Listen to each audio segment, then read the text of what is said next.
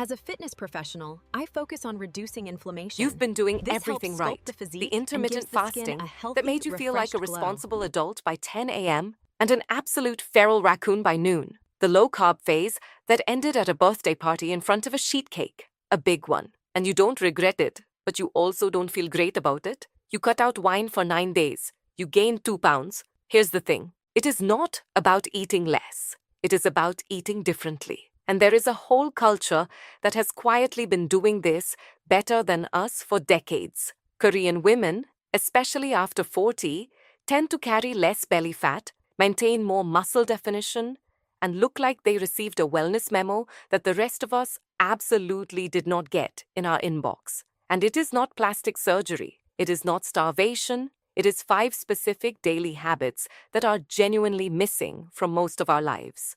We are going to break down all 5 and how to apply them without overhauling your entire life. And no, this does not involve learning to hand-press kimchi in a clay pot at 5 a.m. while a K-drama OST plays reverently in the background. Stick around for number 5, because it is the habit that does something to your waistline that no amount of crunches can touch. And girl, if you apply even 3 of these for 60 days, I promise your digestion will shift. Your midsection is going to start looking leaner and more defined, and you will finally stop feeling like your body is staging a full-scale rebellion against you. Let's get into it. Quick context before we dive in. This is not about copying a culture. It is about borrowing habits that research is actually validating. Think of it like your friend who has always looked incredible, finally agreeing to show you her actual grocery cart. Do I also want this? Girl, absolutely I do. And a little embarrassingly so. Korean dietary and lifestyle patterns have been studied seriously in the last decade, and the findings keep pointing back to the same daily practices. Habit 1. Fermented food every single day. Not occasionally. Not when you remember to grab it between the frozen croissants at Trader Joe's. Every day. Kimchi, doenjang, gochujang, fermented vegetables and pastes packed with live probiotics. A 2021 study in the journal Cell found that a high fermented food diet increased gut microbiome diversity and reduced inflammatory markers in just 10 weeks. 10 weeks, girlies. Your gut bacteria after 40 directly influence how much fat your body stores, how efficiently you absorb nutrients, and how inflamed your midsection stays day to day. When that ecosystem is thriving, your belly stops holding on to the stubborn puff that makes your favorite genes feel like they're filing a restraining order against you. Your digestion runs cleaner, your energy stabilizes, and you stop feeling like a python that swallowed a small deer after every single meal. The fix: 1 fermented food every day. Kimchi from the Korean grocery aisle, plain kefir, refrigerated sauerkraut, not the shelf-stable vinegar kind, the one in the cold case with live cultures. Start with 2 tablespoons, build from there. Habit 2. They eat slowly, like genuinely, maddeningly slowly. Korean dining culture involves smaller bites, setting chopsticks down between bites, and communal meals with no screens in sight, which means the brain actually has time to receive the fullness signal before you have blown right past it. Your satiety hormones take 20 minutes to catch up to your stomach. If you're eating lunch in 7 minutes, and I am also guilty of this, I have inhaled entire meals standing over my kitchen sink while scrolling like some kind of haunted multitasker. Your brain never gets the memo that you are full. When you slow down, you naturally eat less without restricting a single thing. Your belly stays flatter through the day. And there is something quietly powerful about eating like a woman who is not racing the clock. The fix: fork down between every 3rd bite. Set a timer for 20 minutes on your next meal. It will feel ridiculous. Do it anyway. Habit 3. They walk everywhere. Not coordinated power walks in matching Lululemon sets at 5:30 a.m., just daily incidental movement. Errands on foot, stairs instead of elevators, neighborhood loops after dinner. A 2022 meta-analysis confirmed that even a 10-minute walk after eating significantly improves insulin sensitivity and lowers post-meal blood sugar spikes. When your insulin is regulated, your body stops storing fat preferentially around your midsection. Your legs get toned and pulled in without a single gym visit. Your posture opens up and your energy stays steady through the afternoon, instead of crashing at 3 p.m.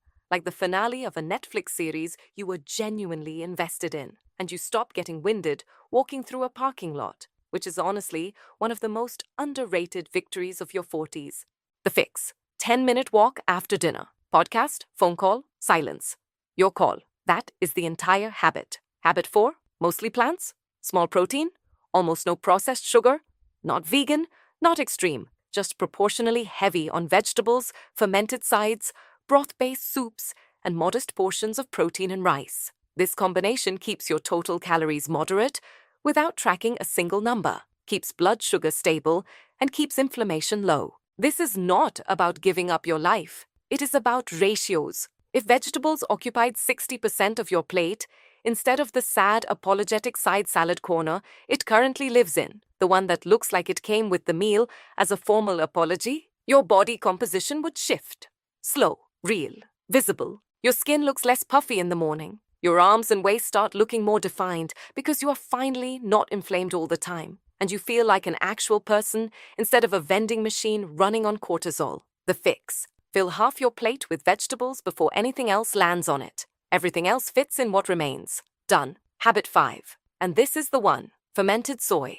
Specifically doenjang, Korean fermented soybean paste. Fermented soy contains phytoestrogens that interact with estrogen receptors in a way that can genuinely soften the hormonal disruption of perimenopause and menopause. When estrogen drops after 40, your body shifts fat storage directly toward your abdomen, not because you changed anything, but because your hormones changed everything. A 2017 study in the journal Menopause found that women who consumed fermented soy regularly showed significantly less abdominal fat accumulation during the menopausal transition than those who did not. Your belly is not broken, girl. It is hormonal, and there is a food tool for it: the fix: a tablespoon of miso paste, the most widely available substitute, stirred into your daily routine. Miso soup, miso in a dressing, miso in a broth, daily. Here is your stupidly simple routine: 1 fermented food every single day. Slow your meals down to 20 minutes minimum. 10-minute walk after dinner. Vegetables is the main character on your plate, not the supporting cast. And fermented soy in your weekly rotation. Beginners, start with just the walk and the miso soup. Those 2 alone will shift something within a month. Advanced girlies, stack all 5 and add 2 short strength sessions per week. By 90 days, you will be catching yourself in the mirror and actually liking what you see. Leaner, more defined, and genuinely energized in a way that feels like yours again. Drop in the comments which habit you are starting with first. And in 60 days, I want your update right there in that thread. Tell me what changed. If you like no-fluff, science-backed content that actually respects your intelligence, subscribe so you never miss the next one. And if you want to know exactly how to eat for your hormones during perimenopause specifically, that full playlist is waiting for you on this channel right now. Now go, give your body the habits it has actually been asking for. Because girl, after 40, you're not slowing down. You're just getting started.